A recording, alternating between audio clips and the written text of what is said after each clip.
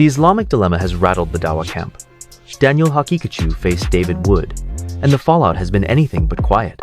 Farid swooped in, mocking Daniel for getting caught with his pants down.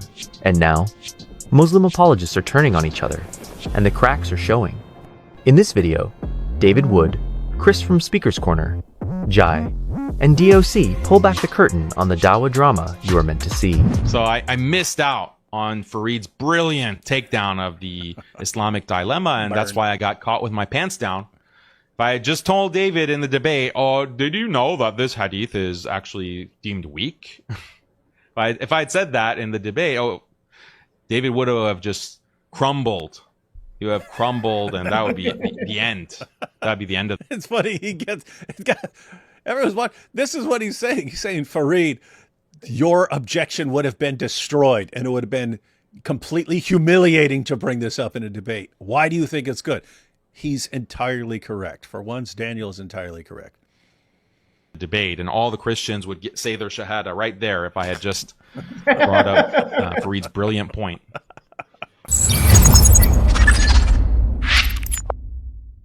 So you know that meme where you have like the two Spider-Mans pointing at each other? I think That's it's basically three.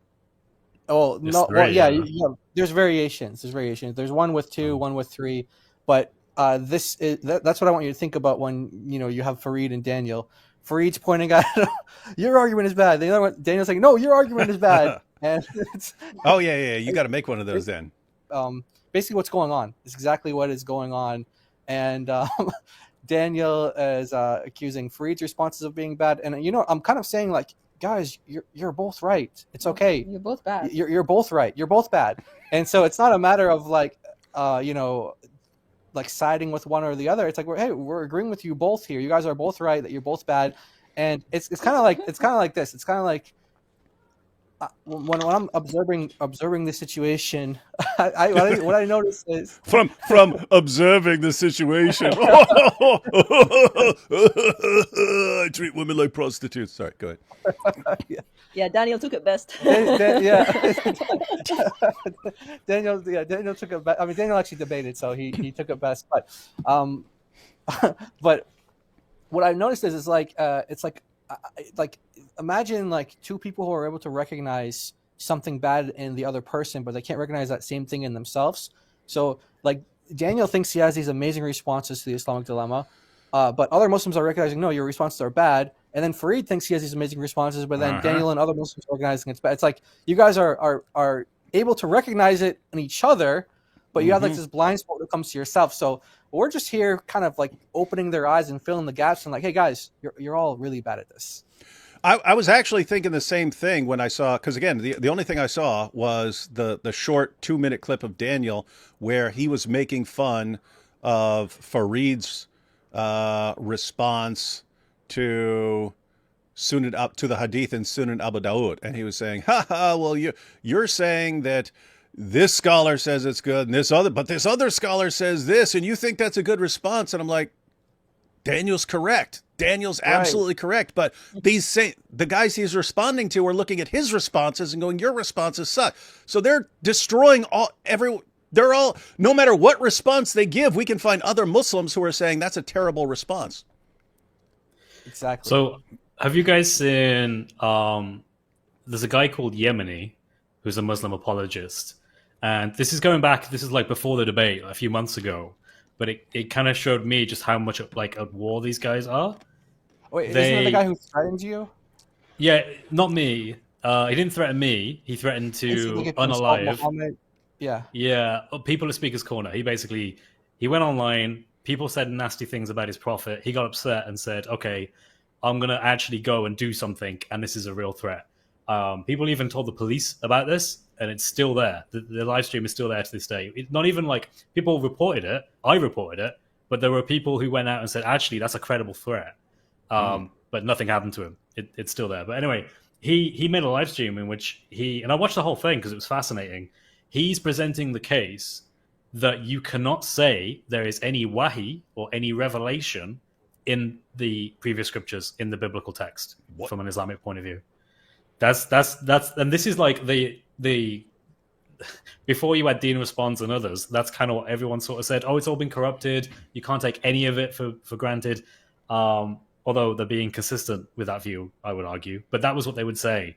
But now you've got this other group of da'is who's like, actually, that's a terrible response. We can't keep saying that. That doesn't work. Obviously, the Quran says there's true wahi revelations in our scriptures, and they're pointing it out, but they're trying to then be like, okay, but don't think too much into this. And so now you've got these two groups that are like saying, what are you guys doing? You know, some of them are even saying, look, you're kafir. You've left Islam because you're saying there's revelation to be found in the Bible. And it's amazing to watch this. I'm like, wow, these guys are tearing each other apart because they can't even come together on a solution anymore. There's no consensus now. There's different factions that give different answers depending on who you ask, which is amazing. I really, really like this. I think this is really interesting. So, yeah. All right, so this is Daniel's response to Farid's powerful video. Farid said that Daniel got caught with his pants down. Awful, awful, awful stuff. Got caught with his pants down, and Farid told him how he should have responded using Farid's powerful videos we went through. Weren't very impressed, but maybe Daniel's going to be impressed.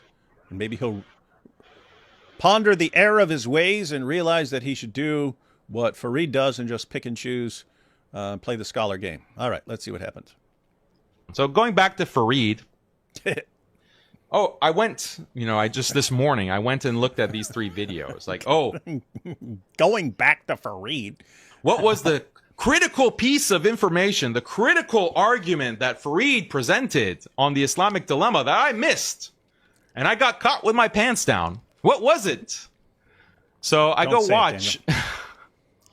And this one video is 5 minutes or almost 6 minutes. The other one's 16 minutes. In that 5-minute video, he talks about the hadith that is in Abu Dawud, I believe, where the Prophet. You don't even know where it is? He believes. He should have checked before this video, but he was so in his feelings, he just pressed record. It was narrated by Muhammad's nephew. Oh yeah. Oh yeah. He didn't Google Ibn Abbas. Oh, he hasn't responded to that yet. He hasn't responded to that yet about this mistake he made. I think he knows because so many people have said it, but he's just too proud. Even Farid has been pointing. Even Farid said that, and there are Muslims who are commenting like, "Wait, who said that?" And then and then they found out it was Daniel. Prophet sallallahu alaihi wasallam is with the Jews. And they bring out the Torah, and the Prophet ﷺ places the Torah or tells them to place on a cushion, the judgment cushion, as David Wood calls it. This is the hadith he often cites. And Farid's big contribution is that, yes, Al-Albani considers this hadith to be Hasan. But another scholar, Arnaout, says that this hadith is weak. Therefore, you shouldn't be using this hadith. So David, debunked. Our whole Islamic Dilemma is debunked. It's weird how Daniel. He gets it. It's weird how Daniel has the basic level of common sense to understand this would not work well in a debate. Because he's 100% right now. He's absolutely Daniel Haqiqatjou is right on this. If he had said this, but David, there's a scholar who says this again. I would have went Al-Albani. I would have said Abu Dawud affirmed it. I would have said people like Ibn Kathir quote it. And I would have said, but if you're getting different results using your methodology, I guess Sheikh Yasser Qadi was right when he said your methodology cannot stand up to scholarly scrutiny or academic scrutiny. That would not have helped in any way. There's no one who watched the debate who would have been like, wow, great point, Daniel. No one. And yet it's what Farid is saying Daniel should do. So I have to agree with Daniel on this one. Terrible response, Farid. Really?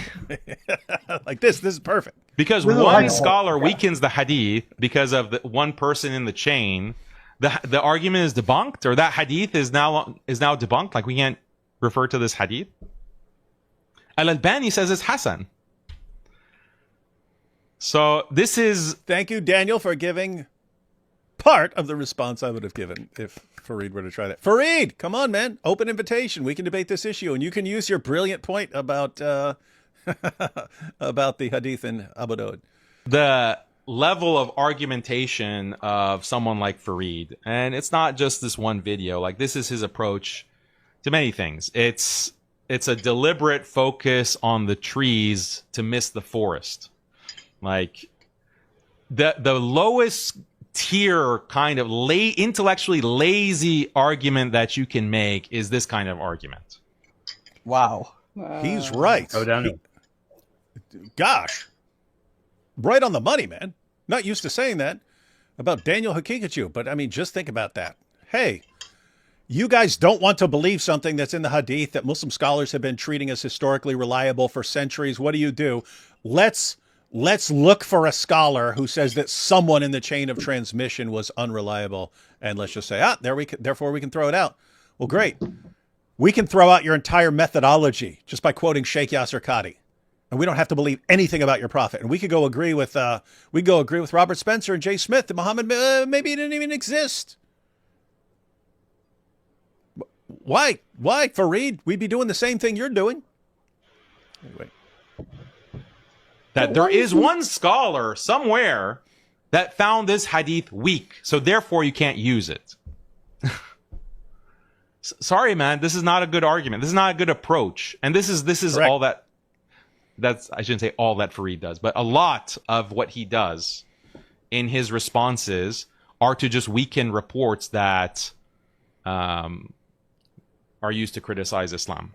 Weaken reports. So something is used to criticize Islam, and he's saying what a lot of what Farid does is he'll just look for a way to dismiss the hadith, not realizing that every single time you dismiss a hadith, especially if it's one that's been treated as historically reliable for centuries, you're actually supporting Sheikh Yasser Qadhi's claim that this is a giant mess. What is this stuff? When there's a much easier explanation that you can give. Number one, there's another interpretation of that hadith that you can give that is not problematic at all. It doesn't have any problematic implications. Like, why are you conceding David Wood's reading of that hadith? Oh, so that's actually an interesting point. He's saying that Farid. Why are you conceding? Why are you conceding what Allah and Muhammad say about this hadith? Right. About this issue? Yeah, but he's suggesting that Farid is doing this because he can't respond to your point. But like you said, you have the Quran that makes the same point. So how would Farid get around those passages? I don't know. The miracle of reinterpretation. Yeah. Alhamdulillah, the miracle. I know why he conceded, because that's the only way to read it. There's no other way to read it and come to a different conclusion. True. Yeah. That's Matter of fact, guys, someone could make a video about this as a dilemma. You either grant the clear meaning, in which case the Islamic dilemma follows and Islam self-destructs, or you have to do what Farid does and look for a way to dismiss the hadith, in which case you're exposing the entire system and Islam's going to self-destruct again. So take your pick. Either way, Daniel's way or Farid's way, Islam is self-destructing right in front of everyone's faces. What's the alternate reading that doesn't make it problematic anymore? Yeah, is he about to tell us?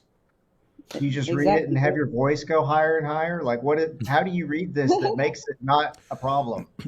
Yeah, you just have to read it in a way that completely contradicts what it says and what the Quran says. Well, why not? Farid, you giant idiot, when you read it, you don't have to dismiss it. All you have to do is say, when Muhammad says, I believe in you and in the one who revealed you, he means, I believe that this dumb book has been corrupted and we should never trust it. That's all you have to do. Just do it like that. You got to properly read it with your fingers like this. That way it's the opposite of what you're saying. Mm-hmm. That's the proper reading. Question the reading of his interpretation of the hadith. Don't start like degrading the hadith or weakening it and saying, just because one scholar did, okay, well, David Wood can say, okay, I don't need to go to Arnaut. I can look at what Al-Albani says. Do you take Al-Albani as an authority? And, Nailed it. Okay, if you don't, as Farid doesn't agree, I don't care about Farid's opinion. I'll go with Al-Albani, the more senior scholar, or someone else, or Abu Dawood, who collected it. He is right on the money. And put it in his collection. or anyone else. So this is just intellectually lazy. And then the second video is also a similar thing. Like, oh, you're attributing something to Ibn Abbas, but it's really Bukhari, or vice versa. And that's a wrong interpretation. What's that? So basically, so that is the in chapter 3 verse 87, where Ibn Kathir attributes this to Ibn Abbas, saying that none of Allah's words can be corrupted, and the only thing that people do by misinterpreting it is they go according to.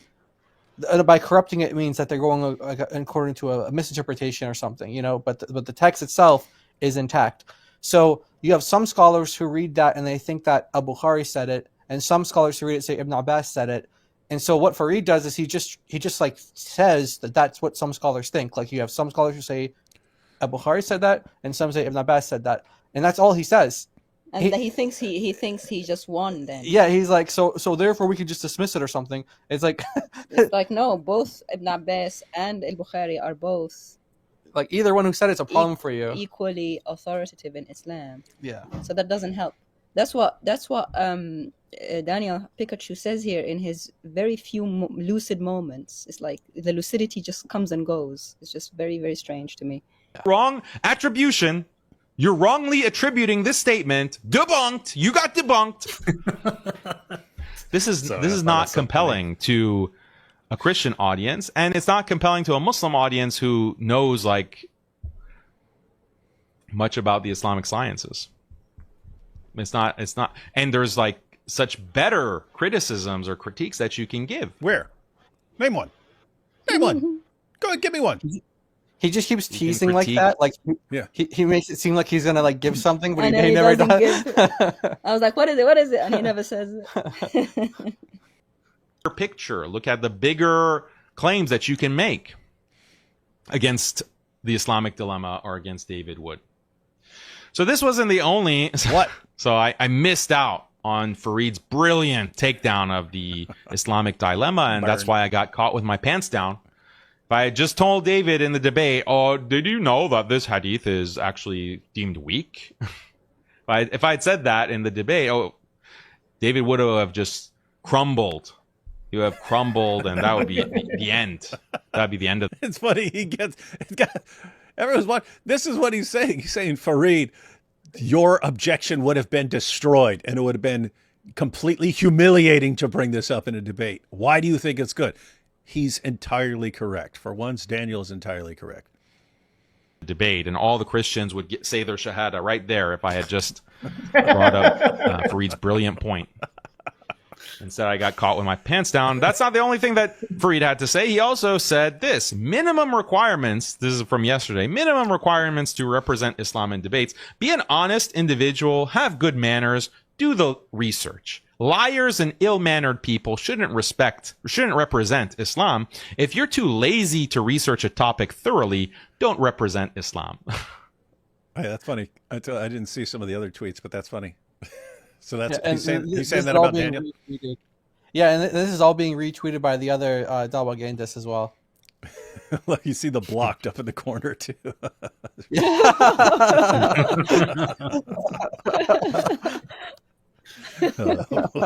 These guys are awesome, man. Yeah. Oh, hey, Islam's in safe hands with these guys.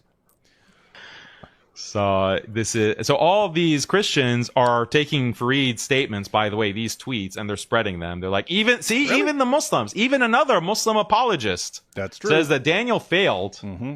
He shouldn't be representing Islam. So they're spreading. They're taking the words of Farid. Yep, we are. And we are. Again, like Farid, when have you debated? When has Farid debated anyone?